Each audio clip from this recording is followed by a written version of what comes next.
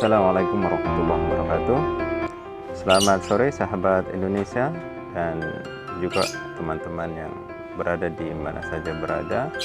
Mudah-mudahan sore hari ini kita berada dalam kondisi yang sehat walafiat dan juga tidak kurang satu apapun. Sesuai dengan janji saya untuk memberikan motivasi kepada teman-teman mahasiswa gitu ya. Sore hari ini saya akan berbagi tentang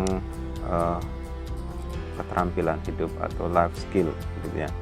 Jadi di era teknologi ini tantangan, hambatan dan ataupun godaan begitu ya dalam kehidupan kita semakin kompleks dan semakin sulit begitu ya. Jadi kalau kita tidak mampu mengolah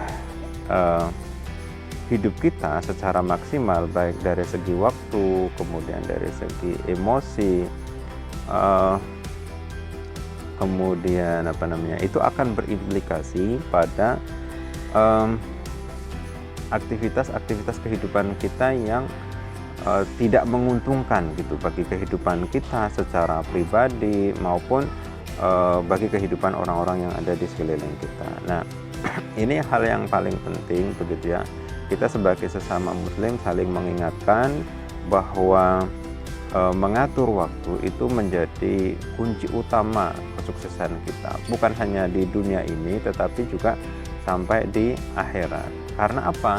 Karena di dalam Islam itu sendiri gitu ya, Allah Subhanahu wa taala itu istilahnya sering bersumpah begitu dengan waktu ya, wal asri, kemudian wal laili dan seterusnya begitu. Ini menunjukkan bahwa waktu itu memiliki peranan yang sangat besar di dalam kehidupan manusia itu sendiri ya. Nah, kita sebagai manusia itu kan diberi amanah oleh Allah Subhanahu wa taala ya, kita diciptakan untuk beribadah gitu ya. Apapun yang kita lakukan di dalam kehidupan kita sehari-hari ya, baik itu ibadah mahdhah maupun ibadah ghairu mahdhah begitu ya. Nah, ibadah mahdhah itu adalah ibadah yang memang sudah ditentukan di dalam Islam seperti sholat, puasa, zakat, naik haji ya. Jadi ibadah-ibadah itu memang sudah ditentukan. Tetapi ya yang harus kita sadari bahwa ibadah-ibadah mahdhah itu harus berimplikasi pada ibadah ghairu mahdhah yang kita lakukan begitu ya. Nah, yang selama ini kita sering lalaikan begitu ya, mungkin kita sudah melaksanakan ibadah mahdhah, sholat sudah tertib, kemudian puasa pada saat bulan Ramadan sudah kita lakukan juga, atau bahkan kita juga sudah berhaji dan lain sebagainya. Tetapi kadang kita lalai bahwa ibadah-ibadah itu harusnya berimplikasi terhadap kehidupan kita sehari-hari ya. Jadi apapun yang kita lakukan dalam kehidupan sehari-hari itu adalah bagian daripada ibadah atau ibadah ghairu mahdhah ya, atau amalan-amalan, tindakan-tindakan yang kita lakukan itu gitu ya, itu adalah bagian daripada ibadah. Nah, ini kata kunci ataupun pemahaman dasar buat kita bahwa apapun yang kita lakukan di dalam kehidupan kita itu adalah bagian daripada ibadah. Karena sesungguhnya gitu ya, sebabnya kita bekerja begitu saja itu kan bagian daripada upaya kita untuk memberikan pelayanan yang terbaik kepada keluarga kita, untuk mencari rezeki, kemudian bisa menghidupi anak istri kita, atau kita bisa juga membayar zakat, atau bahkan yang paling tinggi bisa mendukung ibadah untuk naik haji begitu. Nah, itu kan jelas implikasinya itu sangat-sangat nyata bahwa kita bekerja mencari nafkah itu adalah suatu ibadah yang cukup mulia, yang sangat mulia begitu ya, yang harus kita lakukan ya. Nah,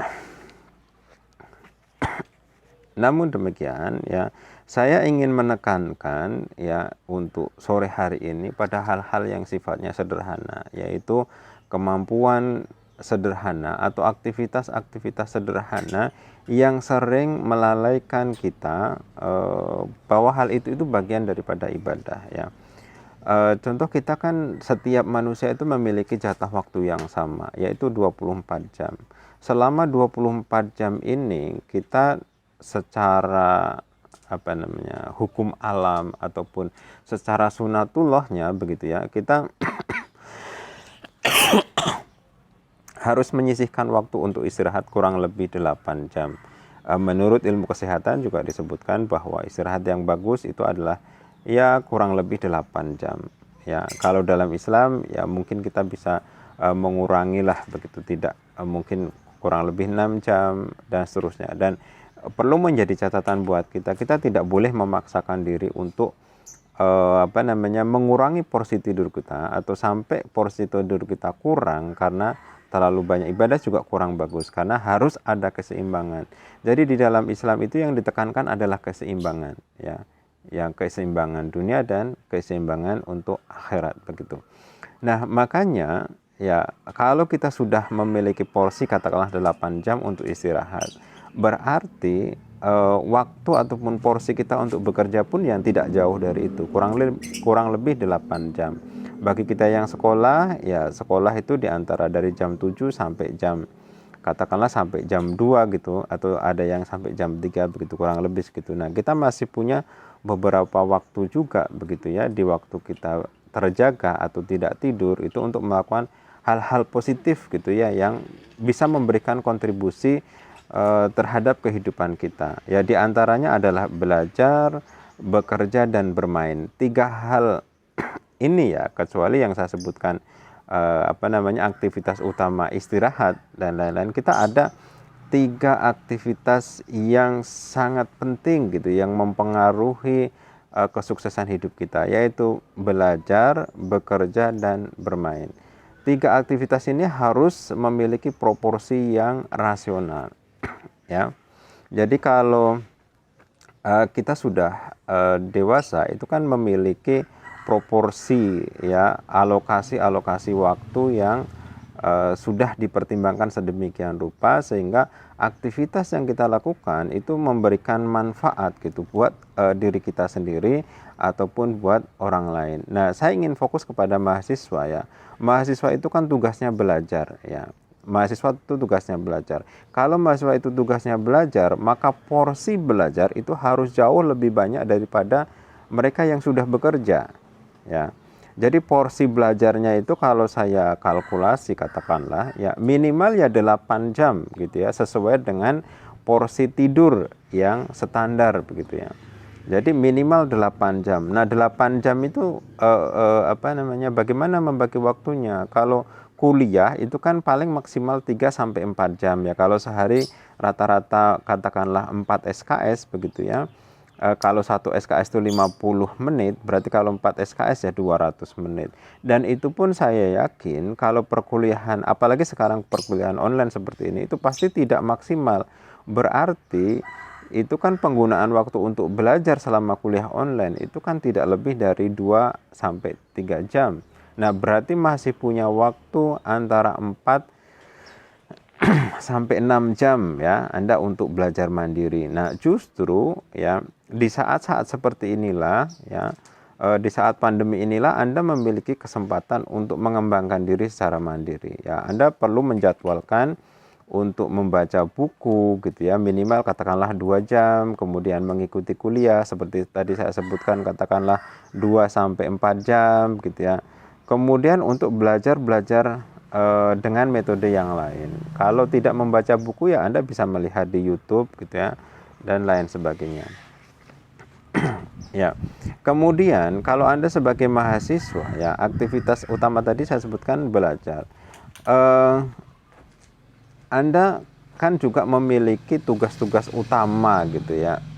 Selain belajar, mungkin ya mempersiapkan diri, membersihkan ruangan Anda, kamar, ataupun membersihkan baju Anda sendiri, mencuci sendiri, dan lain sebagainya. Nah, itu mungkin Anda bisa mengalokasikan waktu sekitar 2 jam. 2 jam saya kira cukup lah, itu kurang lebihnya begitu ya, untuk melakukan hal-hal di luar belajar gitu. Kemudian aktivitas bermain. Nah, sebenarnya kita kan sekarang diberikan kemudahan begitu ya untuk kuliah gitu ya. Kita berada di mana saja, kapan saja itu bisa mengikuti perkuliahan. Berbeda halnya dengan mahasiswa zaman saya dulu. Tidak ada atau tidak disebut kuliah kalau tidak datang ke kelas begitu.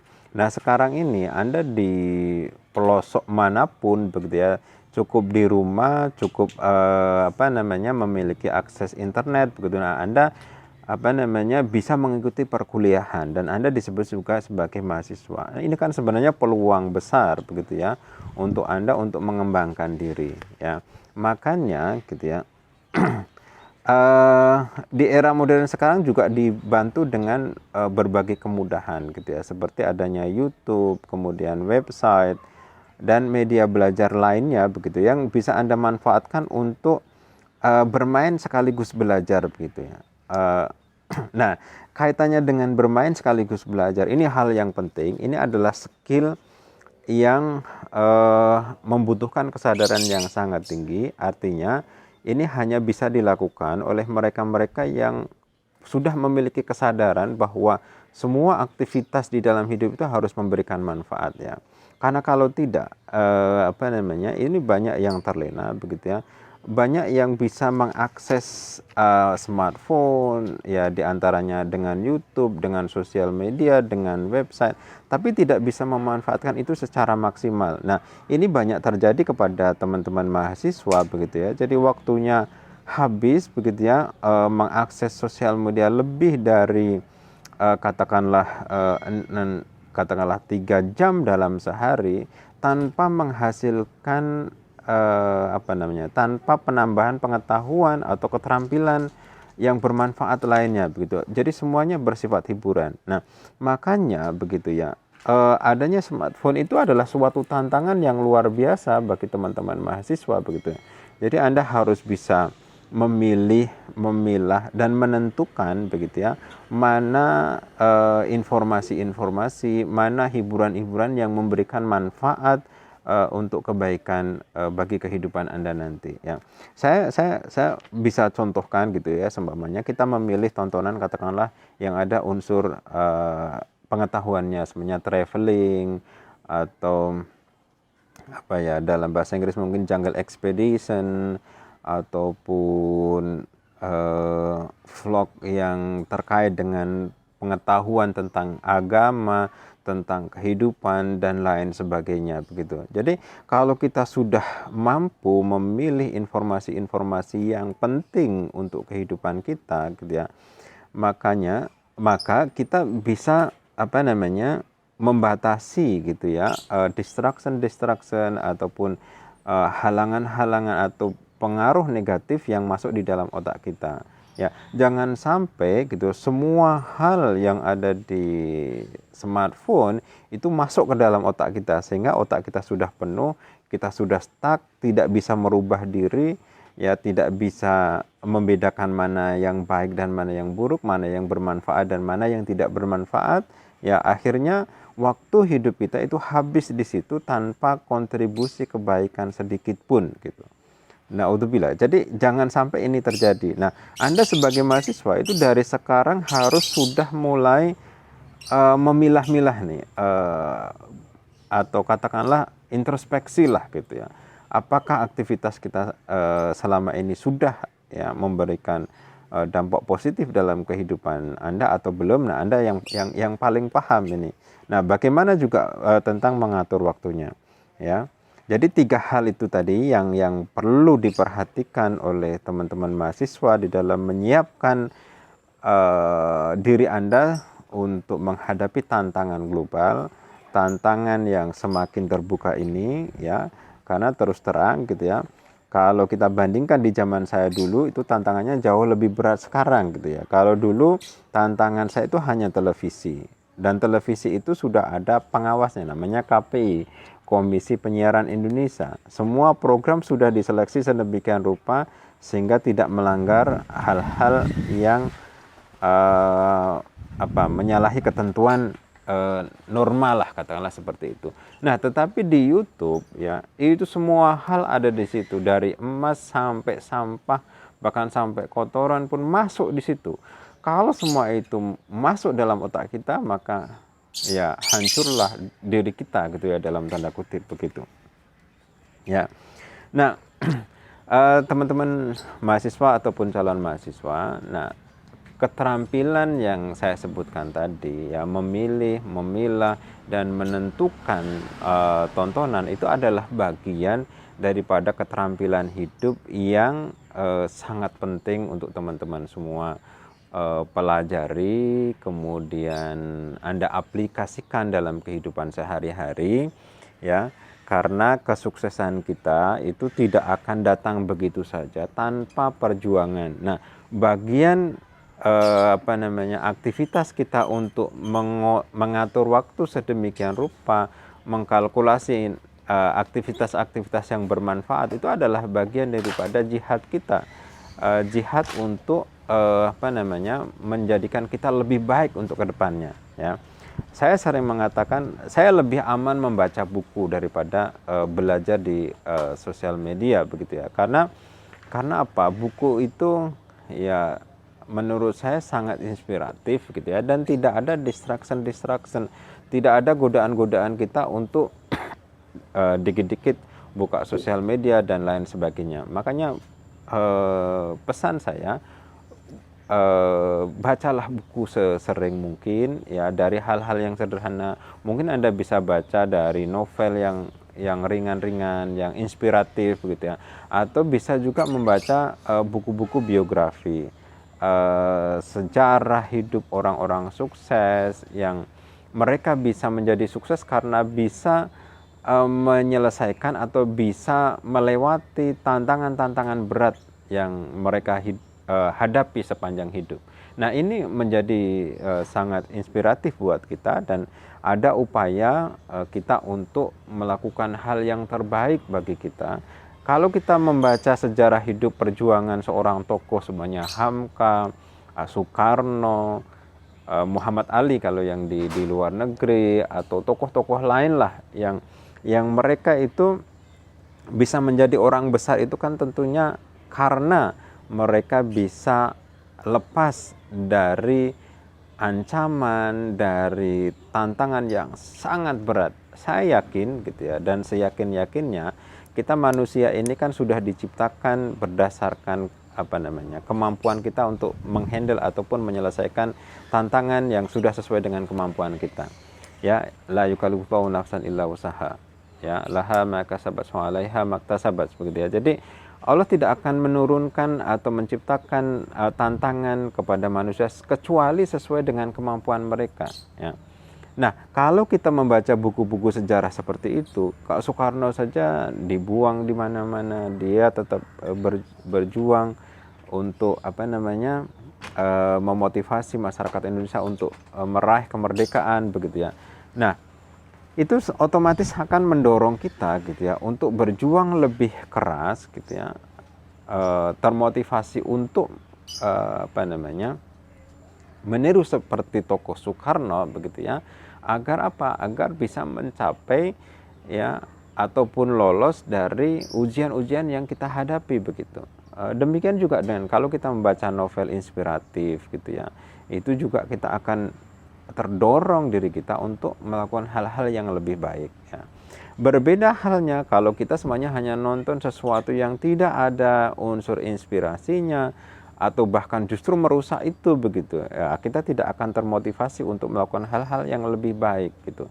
Jadi sekali lagi ini hal penting ya buat teman-teman mahasiswa ya, life skill atau kemampuan kita menentukan aktivitas apa saja yang harus kita lakukan dalam sehari, dalam 24 jam, itu akan menentukan siapa kita pada akhirnya ya. Kita mau sukses atau tidak itu sangat dipengaruhi oleh bagaimana kita memilih aktivitas, bagaimana kita menentukan ataupun mengatur waktu di dalam kehidupan kita. Bangun tidur gitu ya. Ya, kalau kita bisa memilih sholat atau pegang HP gitu ya. Nah, kalau kita sholat sholat malam begitu ya, kita berdoa memohon kekuatan kepada Allah Subhanahu wa taala, kita kesampingkan itu sosial media, kita lebih mengutamakan Allah Subhanahu wa taala, insya Allah ya kehidupan kita akan semakin mudah ya. Kita dari melangkah dari sedasar-dasarnya pun gitu ya, kita akan mampu bangkit, kemudian kita akan mampu meraih kesuksesan sesuai dengan tahap-tahap yang kita impikan begitu. Dan jangan pernah khawatir terhadap rezeki, terhadap status sosial atau apapun. Kalau kita melakukan kebaikan begitu ya, maka insya Allah ya kebaikan itu akan kembali kepada diri kita sendiri. Jangan pernah berpikir gitu ya, kalau kita belajar sampai jadi sarjana, S1, S2, S3 itu untuk mengalahkan orang lain atau untuk kesombongan, tidak begitu ya. Tetapi justru Anda belajar untuk menjadi sarjana untuk memberikan kebaikan kepada orang lain. Kalau tujuan Anda itu sudah benar, aktivitas yang Anda lakukan itu sudah benar, maka kemudahan itu pasti datang kepada Anda, dan rezeki itu akan datang dengan sendirinya kalau kita belajar dengan sungguh-sungguh gitu ya. Wa yarzuqhu min haitsu la yahtasib gitu. Jadi Allah akan memberikan rezeki dari sesuatu yang tidak kamu sangka-sangka selama Anda melakukan kebaikan, memberi pertolongan kepada orang lain dan lain sebagainya begitu. Nah, itu saya kira sahabat Indonesia dan teman-teman mahasiswa maupun calon mahasiswa, sekedar berbagi untuk memotivasi Anda bahwa marilah kita bersama-sama berfastabiqul khairat gitu ya, berlomba-lomba dalam kebaikan dengan selalu memberi inspirasi yang terbaik untuk bersama kita. Mohon maaf jika ada kekhilafan. Taqabbalallah. Assalamualaikum warahmatullahi wabarakatuh.